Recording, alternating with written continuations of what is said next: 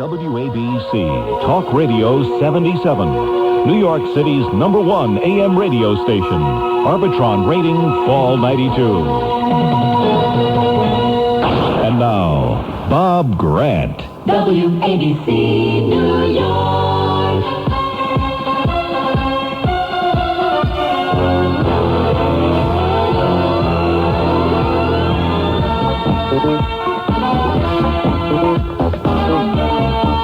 What a fantasy for a Bob Grant fan to actually come onto the radio to the stirring strains of the Bob Grant theme. The only disappointment is that I can't relax at home today, reclining, and listen to Bob Grant himself. The responsibility weighs heavily on my head, and today I must make the Bob Grant show happen. It's too much to ask of any one man, with the exception of Bob Grant. But for those of you who listen to me at night from 10 p.m. to 2 a.m., you know I'm pretty good at faking it. So let's start right now, ladies and gentlemen. I think that the jury system, and the old cliche goes, every time anybody speaks about the jury system in the United States, they always say, oh, it's the best system there is in the world. Of course, there's no perfect system of justice. Nothing can guarantee an ultimately just outcome in any criminal or civil case. But they intone, seriously, the jury system is the best system we have. Well, I think it's bull. And I want to be measured in what I say because I don't want to exaggerate and therefore kill my own case. But the fact is that whatever made the jury system work once doesn't work anymore. Just the plain old bottom line truth is that it's bull. It doesn't work. And recent cases have proven that it doesn't work.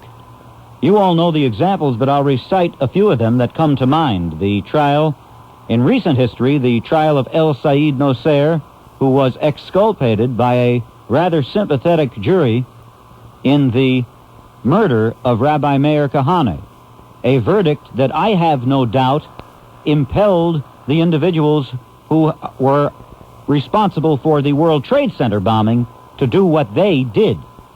And a verdict that continues to impel all people hell-bent on the destruction of our country and of our civilization to pursue violent avenues, as I'm sure they will unless an enhanced FBI budget derails them. And I certainly hope that the budget cuts to the FBI that resulted in 350 agents being taken off counterintelligence and counterinsurgency missions is restored, and then some. Because the FBI is the finest law enforcement bureau in the world, but if they're not funded, they cannot make something out of nothing. Let's go to another trial that happened shortly after the exculpation of Mr. El Said Nosair, who went back to that mosque in Jersey City before going off to Attica, where he now resides, for an all too short period of time, and told his fellow co-religionists out there in that mosque, that hotbed of sedition that exists in Jersey City, that the path is now clear for you, my fellow terrorists, to come here to New York City or anyplace else and blow up anybody or kill anybody that you want, even school children, even the innocent. Shortly thereafter, we had the verdict that exonerated Mr. Lemrick Nelson in the savage stabbing murder of Yankel Rosenbaum, who remains a martyr not just to the Hasidic community, but to all people in the United States. An innocent man who was killed after 3 days of brutality and rioting in the streets of Crown Heights. His murder, as yet unavenged and as yet unpunished.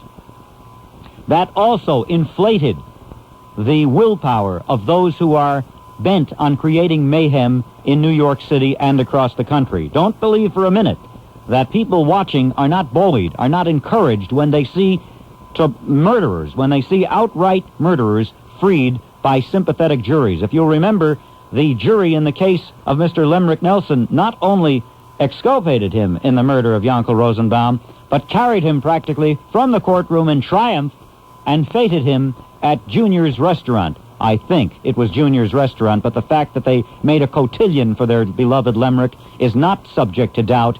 They celebrated in a party with Lemrick Nelson following the verdict and hugged and kissed him there. The incidents in Texas. The incidents in Texas where a maniac is holding people, some of whom are described as being sympathetic to him, followers of his. Mr. Vernon Wayne Howell is holed up in that encampment, in that compound in Waco, Texas, and he probably also feels that he'll be exculpated, but for a different reason. See, he thinks he's God. Now, let me ask you a question. What does Vernon Wayne Howell and Mr. Salami and Michael Griffin, the individual who shot Dr. Gunn in Pensacola, Florida yesterday outside of the abortion clinic, what do all these individuals have in common? That's right. You guessed it. They all are religious fanatics. And what is the common point of view of any religious fanatic? What do they all share in common? They will tell you that they're not fanatics, that they're true believers, that they're devout worshipers of a divine providence. But if you look beneath the surface, they are not content to worship God. In their megalomania, ladies and gentlemen, they are striving to become God. Almost all of them think they are immune from the earthly laws of right and wrong. That is something that the Ayatollah shares with his disciple, Mr. Salami, and that Sheikh or Sheikh Rahman, who makes speeches ordering people in Egypt, tourists, to be killed, and inciting the rabble here to rise up and bomb buildings. That's something that Vernon Wayne Howell believes, as he has sex with 19 women and sires children, and then orders his followers to unleash volleys from the barrels of assault rifles in the direction of alcohol, tobacco, and firearm agents. And, of course, ultimately, Mr. Michael Griffin, who also passes himself off as a devout worshiper of a divine providence, also felt that he was acting as a surrogate for God yesterday when he pumped 3 bullets into an innocent man. And that shows you what fanaticism means, whether it's exemplified by a jury who feels a kinship for whatever reason with an obviously guilty defendant, or it's the fanaticism of a zealot who feels that he has risen above his mission to worship God and is now in a position to become God. In fact, if a zealot ever comes face to face with God, he'll probably claim that he somehow is superior to God, because that's the way these people feel. They don't think, because what they do in life is not a function of their intellect. What they do in life is a function of their corrosive, runaway, cancerous, emotional life, their emotional sickness. And you can mark my words that anytime somebody is willing to kill in the name of God, they are really eager to kill in the name of themselves. They are not religious people, but their psychotic illness, their very, very fragile emotional life, has convinced them that they are, in fact, God. This fellow, Vernon Wayne Howell, believes he is God. And Michael D. Griffin, when he was pumping those bullets into Dr. Gunn, didn't feel that he was worshiping God. After all, you don't kill people in church, but he felt that he was God at that moment, the ultimate arbiter of right and wrong, that there was no objective right on wrong, because for that moment, Michael D. Griffin didn't exist on the planet Earth. He existed in the heaven of his own mind, a heaven that he thought up, that he felt himself, a heaven of his own creation that doesn't exist even if there is a heaven. He was at that moment God, because at that moment he was dispensing his own unique justice. But the bitter truth is, there is no justice in simple murder. Whether you are a rioter in Los Angeles, whether you are a street thug, or whether you are an abortion protester claiming to defend lives, there is no justice that is not created by man, by laws here on earth. There is no justice greater than that, even in a God that you might imagine yourself to be. I got that out of my system. I'm here, but am I really here? Somebody can be someplace physically, but emotionally, he can be a billion miles away. And emotionally, my corpuscles have been dispersed over the metropolitan area. What do I mean by that? Well, it just means that, I don't know, something happens sometimes on this kind of a dank, somber day. The weather has such an influence on people, or maybe it's the tides, or maybe it's the moon, maybe it's the the rotation of the moon. I don't know, is it a full moon? Is it a new moon? Some people get them confused. You probably have already gleaned, that's not the toothpaste, Gleaned. You've probably already gotten the idea that there isn't one overwhelming item in the news of interest to me, or for that matter, perhaps to you today, so I'm just rambling on and on, more or less adrift in the stream of consciousness, or as Edgar Cayce would say, the river of consciousness. You know, I got a catalog the other day from the Edgar Cayce Foundation. Well, I shouldn't say I got it. I really stole it. There's a big mailroom in my building, ladies and gentlemen. I live in a big building, and there's a large mailroom with a big mail table. It's rather nice. And it's a friendly kind of a place because you get the feeling you're in a hotel. There's a desk, and there's a large, beautiful butcher block wooden table with rounded edges. And then there's the trash can, which is the most interesting part of the mailroom.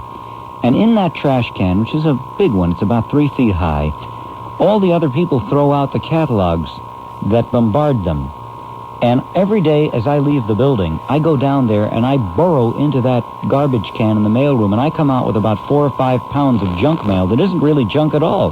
Great graphics, good photography, dirty picture. I did yesterday. I fished out, in one day, the Victoria's Secret, the Fredericks of Hollywood, and the Lou Magram catalogs. And if you know anything about those companies, you'll know that there's some very evocative, state-of-the-art commercial photography adorning the inside pages.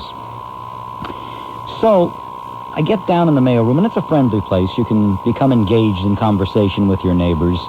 And that's where I get my supply of catalogs and mail that other people throw out.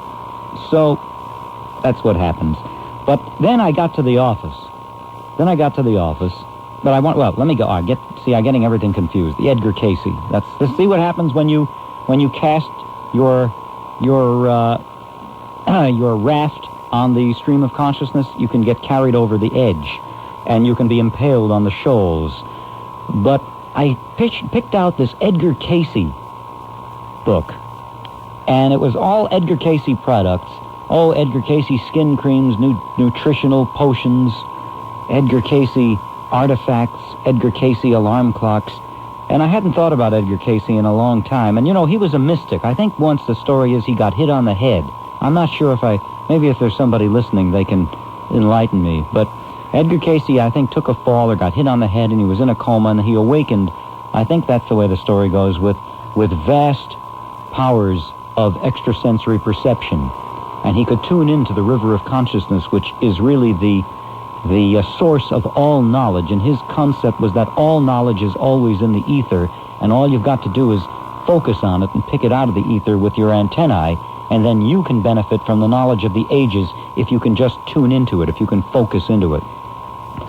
So I got this Edgar Cayce catalog, and the products are all products that he dreamed up, literally, products that came to him in his dreams. And it just started me to thinking about Edgar Cayce, and if a lot of people believe that, he was reputed to have predicted earthquakes and made predictions about the future. Maybe, I know we sometimes go to Virginia. I don't know if we could go to Virginia on a night that's overcast and misty, such as tonight. But sometimes if it's clear, we go way past Virginia. So maybe tonight, somebody in Virginia, where I think the Edgar Cayce Foundation is in Virginia Beach. And sometimes I feel normally, I'm an empiricist. I just more or less don't believe in extrasensory perception for the most part. And yet sometimes things happen that lead me to blink a few times and say, well, just maybe. And as I squint, I become more aroused in my interest of extrasensory perception, or the river of consciousness, or whatever it is that you would call the ability to derive knowledge that isn't explicitly imparted to you. Where is it coming from, and does it exist? Normally, I think it doesn't. Normally, I'm an empiricist. If I can't see it, if it can't be explained to me, I say no. But sometimes something happens. I don't know, maybe it's the deja vu I have, or a dream that I have, or a feeling that I get, or a hunch that I play in life or at the races that comes through. Or sometimes it's just a feeling that wafts over me. a super conscious feeling that I get, but that puts me more in tune. I can't describe it, but mail can be interesting. You never know what will stimulate you. You leave your building, you walk down on the street, all you're thinking about is your tax return and the fact that you couldn't get the car service on time, and suddenly, because the right pamphlet or catalog is in a garbage pail that somebody else threw out. The pamphlet, that is, not the, pardon my syntax, it's disjointed. I don't know, maybe I ate too much last night. And your mind goes off in a different direction, which is what I like about talk radio. Your mind can go off in a different direction. See, I can be rambling on and on effusively, and then suddenly I can get a call that brings me back to Earth, or a call that takes me up to the moon. It depends. Here's a letter that came, since we're on the subject of mail, and this is personal mail addressed to me at WABC, and I found it rather amusing, so I'll share it with you. Dear Mr. Diamond, my friend Philip writes, after the latest shooting of a police officer yesterday, I listened to you blame Mayor David Dinkins for creating the atmosphere which is conducive to such horrors. I agree with you wholeheartedly. I think that your suggestion that this officer may have tragically hesitated one instant too long because of what happened to Officer O'Keefe is right on the money. In any event, I've done some simple research that may assist you in answering what the mayor and his supporters would say in response to your aforementioned comments. No doubt they would complain that you unfairly criticized the mayor for visiting Kiko Garcia, since he was doing this to calm and heal and thus to save police officers from worse rioting. In fact, the mayor did say exactly this in his infamous bull, and then after the word bull there's a $sign, a grid, an exclamation point, a percentage sign, and a quotation mark. Speech at the 34th Street Precinct. 34th Precinct. Ask Rudy Giuliani about that one. In fact, the simple response to the above is that the facts of the case indicate that, if anything, quite the opposite is true. Dinkins' healing visits make things worse! Exclamation point. Consider the following, : the first annual Dinkins riot, Crown Heights, 1991. Monday, August 19, 8:20, Cato dies. 11:25, Rosenbaum murdered. 10 p.m. to 3 a.m., rioting and assaults on Jews.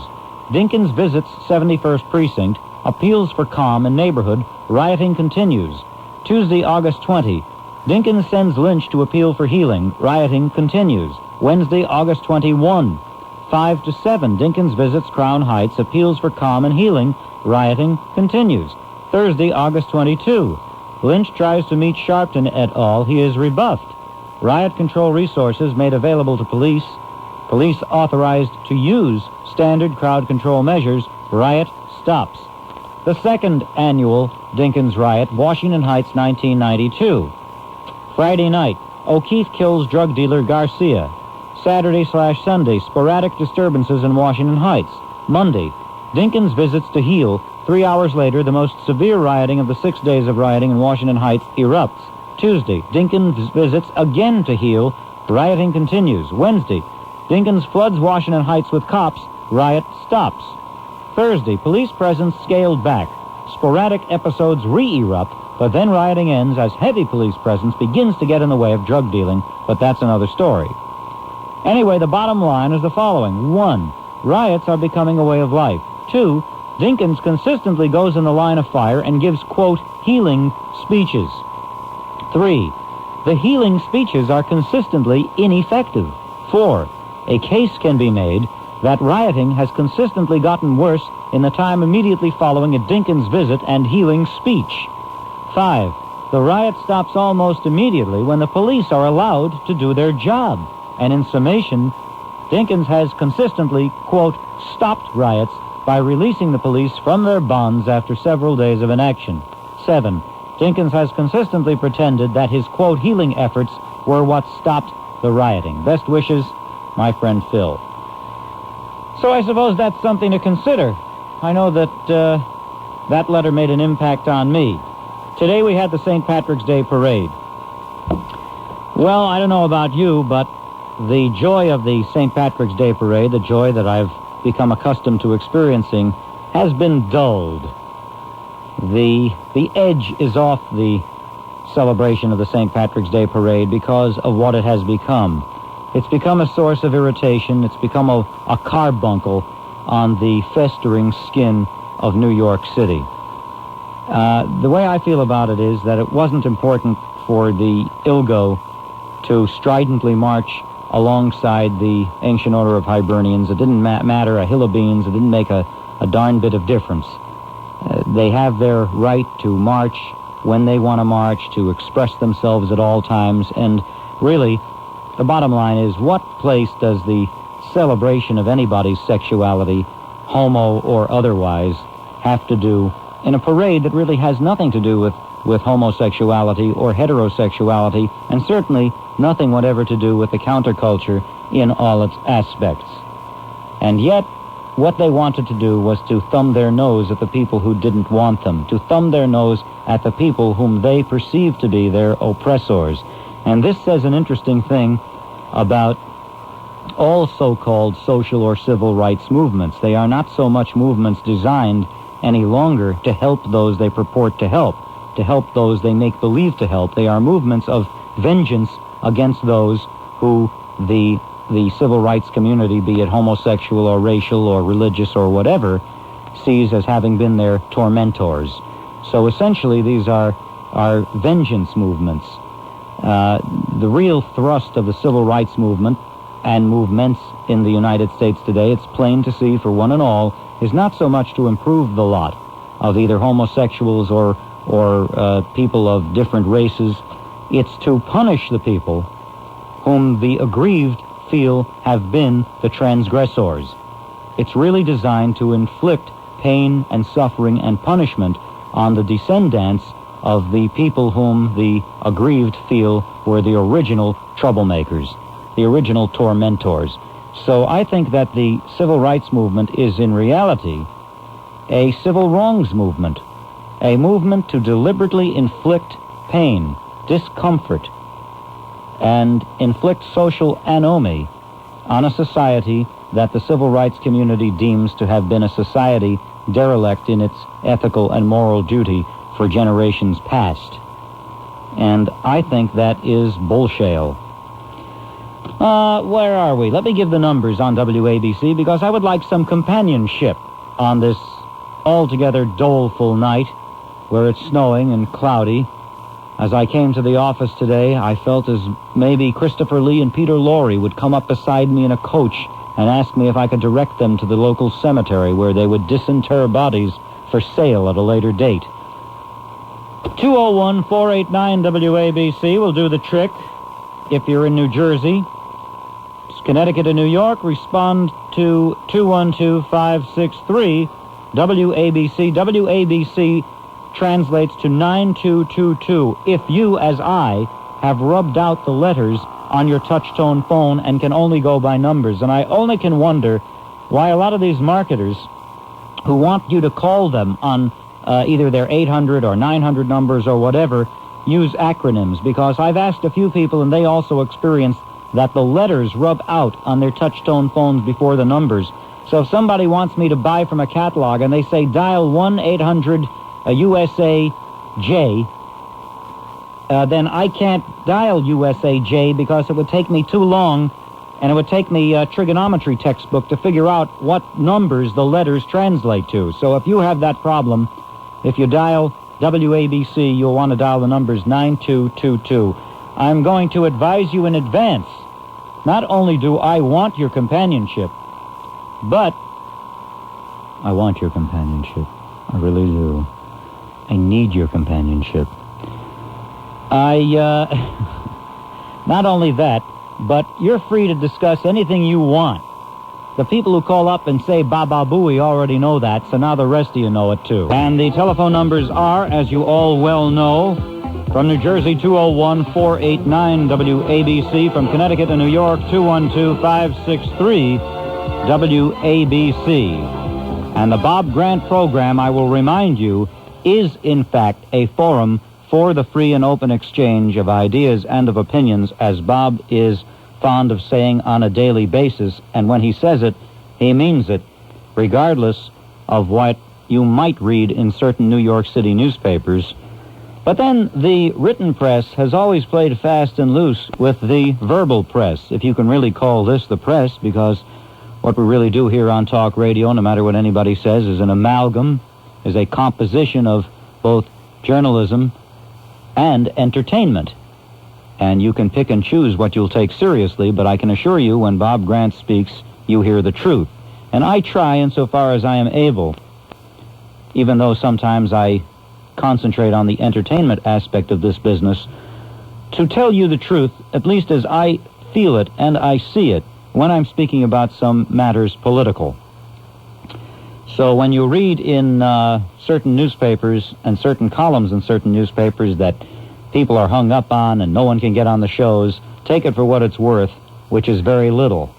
And you should read everything and hear everything that you are exposed to with a critical mind, with an inquiring attitude that says, a little internal voice that says to you when you read something in the newspaper or hear it on the radio, that little voice, I think it's healthy if it's sotto voce, says, what am I reading? What am I hearing? Is this for real? The old bromide goes, take it with a grain of salt. Always maintain your own critical faculties. Don't believe everything that is spoon-fed to you. I've been thinking a little bit more about this Hirschfeld New York Post conflagration. It's a firestorm, and of course it's rendered comical by the nature of the people who are participating in it. New York City has the good fortune, I guess, to be peopled by individuals who, for some reason or another, are funny. I would call them colorful, but maybe it would be more appropriate to say people of color, and then you get into a contumacious situation. But I'm not going to kid around. Al Sharpton sometimes is taken as a comic figure, but I believe Al Sharpton inflicts a very pernicious effect on the day-to-day life of New Yorkers. I think that because Al Sharpton operates here and operates with a cabal of individuals who will do his bidding, meaning who will stage protests and demonstrations and threatening events of all kinds, he renders some power. And the source of his power is his mob of angry followers. That's the only reason anybody pays attention to this man who looks comical. And some of his strident rhetoric is muted by the fact that he's such a comical-looking figure. And also he sounds funny sometimes when he speaks. And I think that's deliberate. I think to a certain extent Al Sharpton knows how to play the media, meaning that when he wants to sound strident, when he wants to sound threatening, he can do so, and when he wants to temper his threat, he can also make himself appear less volatile, less threatening, less scary to you by wearing that oversized jogging suit that enswathes his corpulent body. And don't forget his medallion. On the other hand, we have Abe Hirschfeld. Abe Hirschfeld is a man who must be a shrewd man. He must be rather canny in matters of business because he's managed to amass a lot of money. Although it is true that he married very well. Not many people know that. A lot of people make the assumption that Abe Hirschfeld is entirely self-made. But I think if you read his own autobiography, probably written by somebody else, you will discover, ladies and gentlemen, that Abe Hirschfeld married into an extremely wealthy family in Europe. So he also has in common with Al Sharpton the duality in his nature. He's a very shrewd man, he is a very vindictive man, and he's a very calculating man, at least in matters of business. But also he is a comic figure given to buffoonery, making silly statements, kissing men on the mouth, the way he kissed Pete Hamill, and that tempers the insidious nature of what the man does, because in reality, he, like Al Sharpton, is a parasite. They would make a very good team. What is a parasite? A parasite is something that produces nothing for the world, but lives off of others. So when you think of Al Sharpton, you realize that he is a parasite because he makes absolutely nothing in life. He doesn't have a function on Earth other than to live off the suffering of other people, even other black people. Bear in mind, you normally see Al Sharpton front and center when a child dies and he can make some political grist out of it. Or when somebody has fled, people running after them and runs into the highway, as in the case of Michael Griffith, then you see Al Sharpton. And you see him traditionally raising the rabble, rousing the rabble, in the great tradition of rabble-rousers of the past. And so he really accomplishes nothing. He makes nothing. He just feeds off of the suffering of other people, black and white. Those who know him best are the people in prison who know him for what he really is, a paid informer. That's why he is kept in seclusion when he's in jail and not out on the work release program. You see, even the prisoners are a threat to Al Sharpton because they realize he is a total parasite in life. He is a parasite on them. In addition to being a parasite and not producing anything and not helping humanity, not really being a productive citizen, he feeds off the suffering of children that die. He feeds off the suffering of racial incidents here and elsewhere in the country. He's the first one to show his face and try to become involved.